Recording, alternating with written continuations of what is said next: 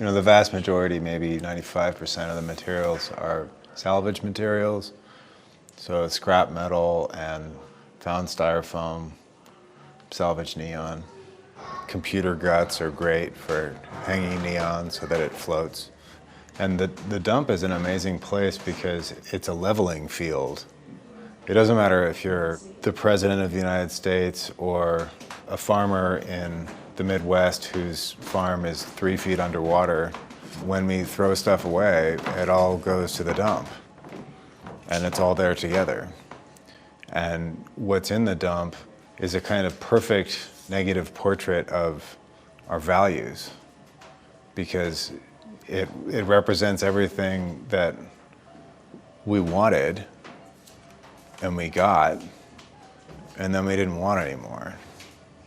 That's sort of a tie-in to why I'm using the surveillance and deploying it the way that I am by projecting the live feeds back onto the waste, is because by collapsing the viewer and the toxic viewed, it, I hope, encourages that kind of read whereby people are thinking about, like literally reflecting on the waste and their role in it.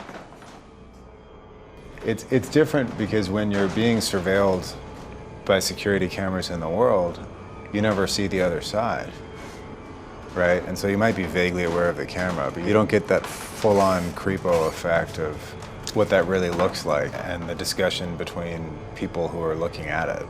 Again, it's sort of like collapsing that room with the room that you're in and being surveilled in, so that you're on both sides, and you might be the one commenting on another security camera that's in the room that you see somebody else on, and or you might be commenting on your own security camera feed that's mashed up in such a way so that you find yourself semi-unrecognizable before realizing that you're actually talking about yourself.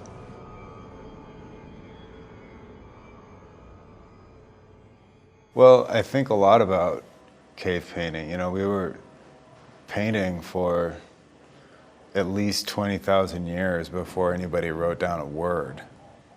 So as a species, we're, we're deeply enmeshed in manipulating our environment in that way, artistically.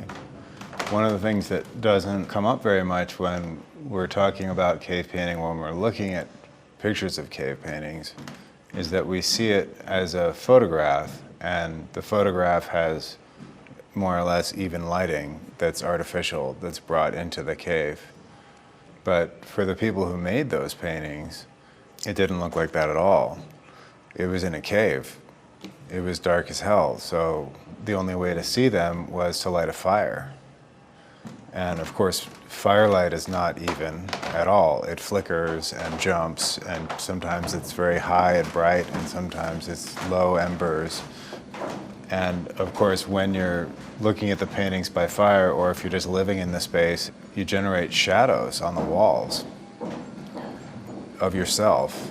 It's involuntary. There's no way to avoid it.